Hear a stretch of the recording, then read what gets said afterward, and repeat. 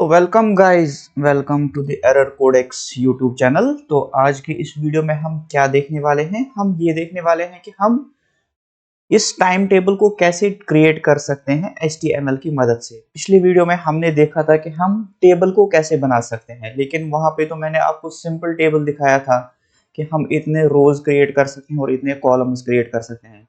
लेकिन अगर यहाँ पे आप नोटिस करेंगे इस लंच को, तो ये रो देखिए यहाँ पे, ये यहाँ से यहाँ तक जगह ले रहा है पूरी। तो ये हम कैसे करते हैं? और ये आवर्स, ये यहाँ पे पूरी जगह ले रहा है, और ये प्रोजेक्ट, और हम यहाँ पे टाइम टेबल ये इसकी बात करते हैं, तो ये भी यहाँ पे पूरी जगह ले रहा है। ये हम कैसे करते हैं ये हम आज सीखेंगे, क्योंकि पिछली वीडियो में मैंने आपको बताया था कि टेबल में कुछ और भी कॉन्सेप्ट्स होते हैं थोड़े बहुत जो कि रह गए थे, वो हम इस वीडियो में कवर करने वाले हैं। ठीक है, इसमें एक तो रो स्पैन आता है और कॉल स्पैन, वो हम आज देखेंगे। सबसे पहले अगर हमें इस टेबल को HTML में क्रिएट करना होगा तो क्या करेंगे? सबसे पहले मैं यहाँ पे अपनी वेब डेवलपमेंट फोल्डर ओपन करता हूँ। यहाँ पे इसको कोड की मदद से ओपन करते हैं। इसको मैं थोड़ा जूम इन करता हूँ ताकि आपको अच्छे से दिखे। और हम यहाँ पे क्या करेंगे, एक टाइम टेबल से फाइल बना देंगे, टाइम टेबल डॉट HTML। ठीक है, इसको क्लोज करता हूँ। यहाँ पे बॉयलर प्लेट जनरेट करते हैं, और इस टाइम यहाँ पे हम हेडिंग भी देंगे, हेडिंग नहीं सॉरी, टाइटल में यहाँ पे हम टाइम टेबल लिखेंगे। और इसके बाद सीधा हम कोड पे आ जाते हैं। तो सबसे पहले हमें क्या लिखना होता है, एक टेबल टैग लिखना होता है ताकि हमारा टेबल बन जाए। और उसका हम एट्रीब्यूट भी रखेंगे, क्या, बॉर्डर, ताकि हमें दिखे कि टेबल कहाँ से कहाँ तक है।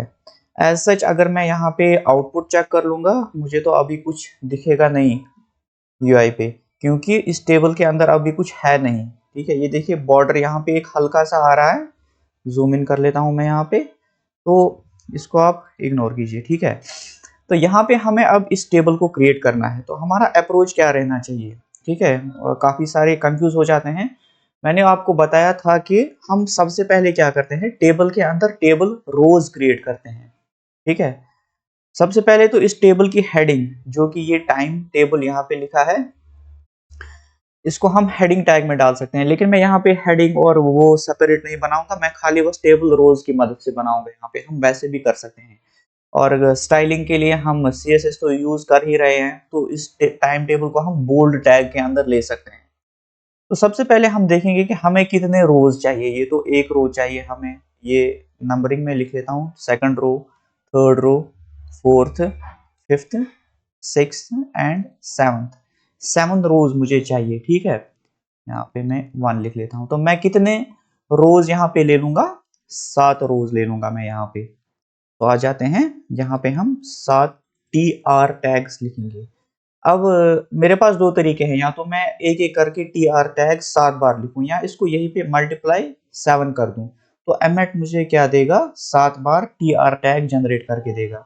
TR को मैंने मल्टीप्लाई 7 से कर दिया, तो इसने मुझे 7 बार TR टैग जनरेट करके दिया। अब यहाँ पे चलते हैं। सबसे पहली वाली रो में हमें क्या चाहिए, टाइम टेबल, और कॉलम कितने हैं, एक ही है। अगर आप नोटिस करोगे तो इस वाली रो में कितने कॉलम्स हैं, फर्स्ट रो में एक ही कॉलम है। वो अलग बात है कि वो पूरे इस टेबल में एक्सपेंड हुआ है, लेकिन रो कॉलम तो एक ही है ना। तो हम यहाँ पे एक TD टैग ले लेते हैं, TD टैग, और उसके अंदर हम लिखेंगे टाइम टेबल। ठीक है, तो ये तो हमारा पहला कंप्लीट हो गया। ठीक है, अब दूसरे रो के ऊपर आ जाते हैं। दूसरे रो में हमें कितने कॉलम्स चाहिए, आप नोटिस कीजिए यहाँ पे। यहाँ तो एक, मैं यहाँ से लिख लेता हूँ, ये तो एक है, 2, 3, 4, ये लाइन असल में ऐसे है। ठीक है, 5 और 6। तो पहले पहले नहीं सॉरी, सेकंड रो में मुझे 6 कॉलम्स चाहिए। तो मैं सेकंड रो में 6 बार क्या लूंगा, TD टैग में लूंगा। सेकंड रो में यहाँ पे, ये मेरा सेकंड रो है, इसमें मैं कितनी बार TD टैग लूंगा, 6 बार लूंगा। मैं क्या करूंगा, TD मल्टीप्लाइड बाई 6। तो ये 6 बार मुझे TD टैग मिल गया यहाँ पे। सबसे पहले में हमें क्या चाहिए, आवर्स चाहिए। ठीक है, यहाँ पे मैं आवर्स लिख लेता हूँ, HOURS। ठीक है, आवर्स ले लिया मैंने। फिर मुझे चाहिए मंडे, ऐसे ही ट्यूसडे, वेंसडे, थर्सडे, फ्राइडे। ये मैं एक एक करके यहाँ पे लिख लेता हूँ। ये यहाँ पे मुझे मंडे चाहिए, यहाँ पे मुझे ट्यूसडे चाहिए, यहाँ पे मुझे थर्सडे चाहिए, मंडे ट्यूसडे वेंसडे तो डालना भूल ही गई। चलो मैं यहाँ लिख लेता हूँ वेंसडे, और लास्ट में हमारा आता है क्या, फ्राइडे।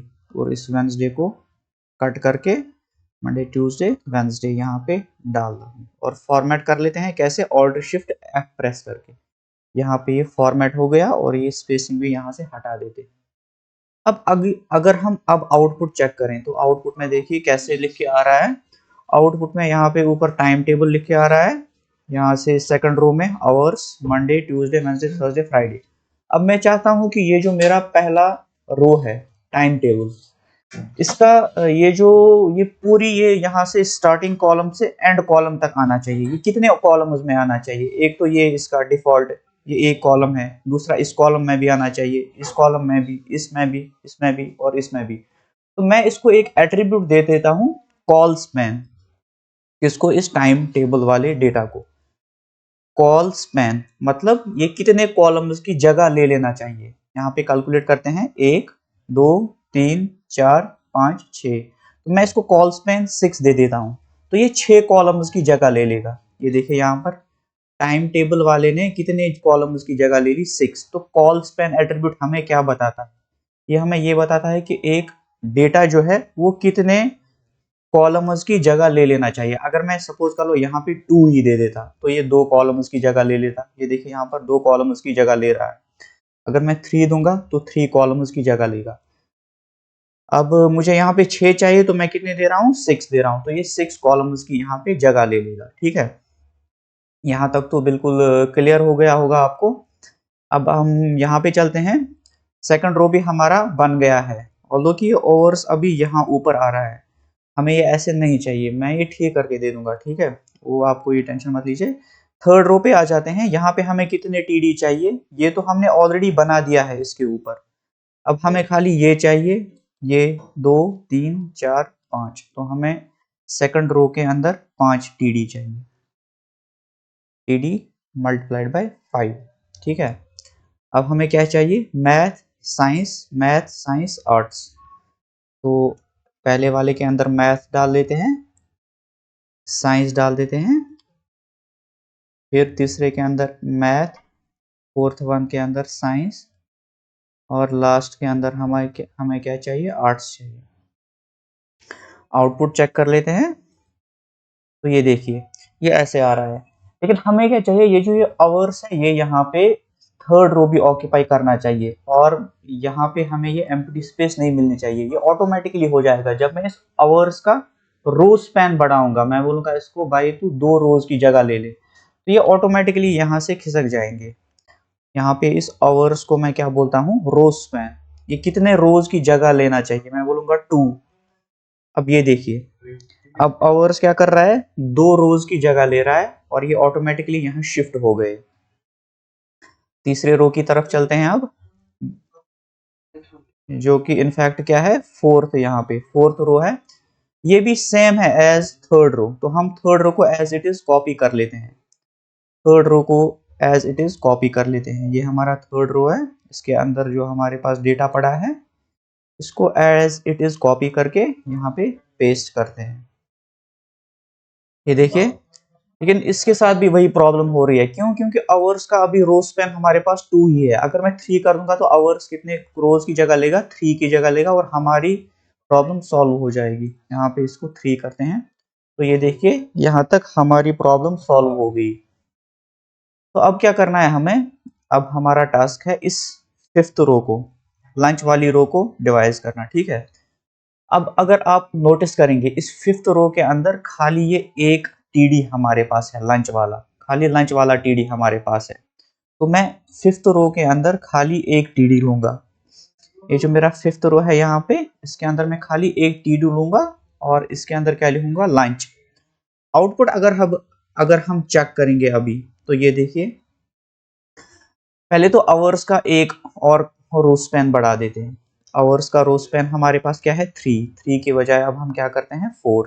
ठीक है, तो आवर्स तो यहाँ पे जगह ले रहा है, लेकिन लंच का ये हमें यहाँ से स्टार्ट होना चाहिए और यहाँ पे एंड होना चाहिए। तो इसको कितने कॉलम्स की जगह लेनी है 1 2 3 4 5। तो लंच का जो कॉल स्पैन है वो क्या होना चाहिए 5। लंच का हम कॉल स्पैन कर देते हैं, यहाँ पे कॉल स्पैन कर देते हैं 5। तो ये देखिए यहाँ पे कुछ लोग बोल रहे होंगे मतलब ये टाइम टेबल को अब हम यहाँ सेंटर में कैसे लाए, वो CSS का काम है, वो हम तभी करेंगे जब हम CSS पढ़ेंगे, अभी आप उसको रहने दीजिए। ऐसे ही हम लंच को भी CSS में यहाँ CSS की मदद से यहाँ पे सेंटर में ला सकते हैं, वो जब हम CSS स्टार्ट करेंगे वो हम वहीं पे कवर करेंगे। अभी फिलहाल आप इसको ऐसे ही रहने दीजिए। लंच के बाद अगर हम चेक करेंगे, हमें कॉल रो नंबर 6 और रो नंबर 7 अब बनाना है।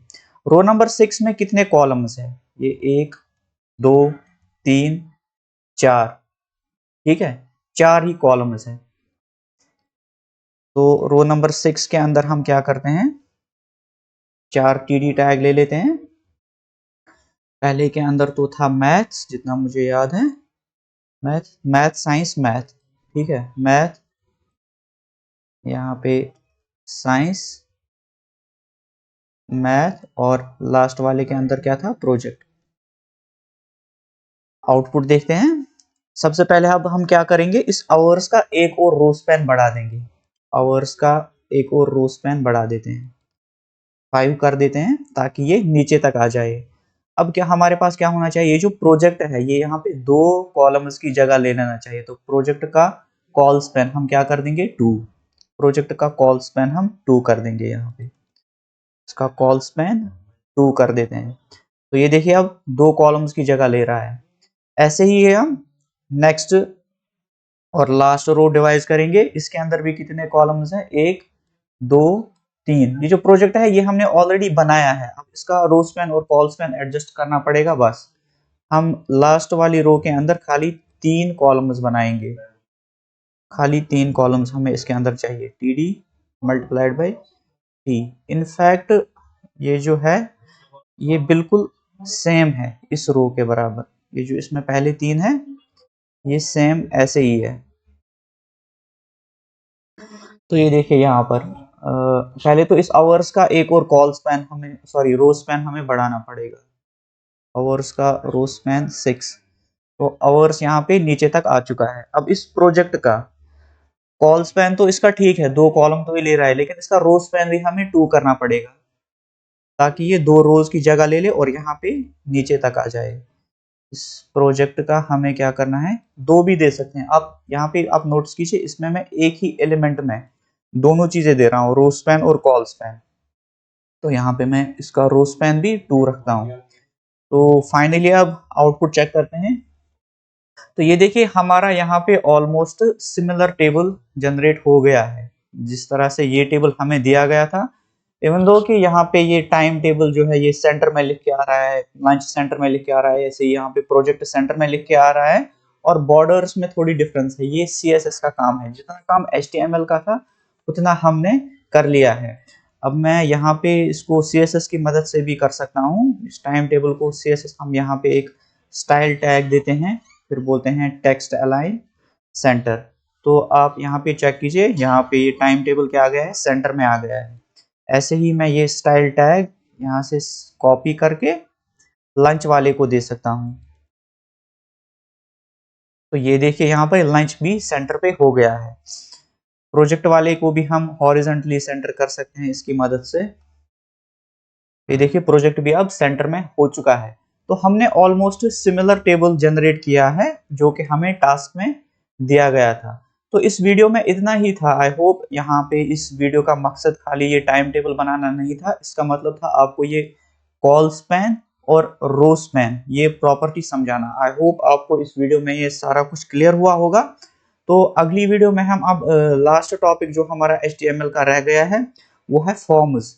HTML में हम फॉर्म्स कैसे बनाते हैं और उनके साथ कैसे डील करते हैं, उसके बाद हम एक रिवीजन लेक्चर करेंगे पूरी HTML सीरीज का, और ये खत्म हो जाएगा और उसके बाद हम सीधे CSS स्टार्ट कर देंगे।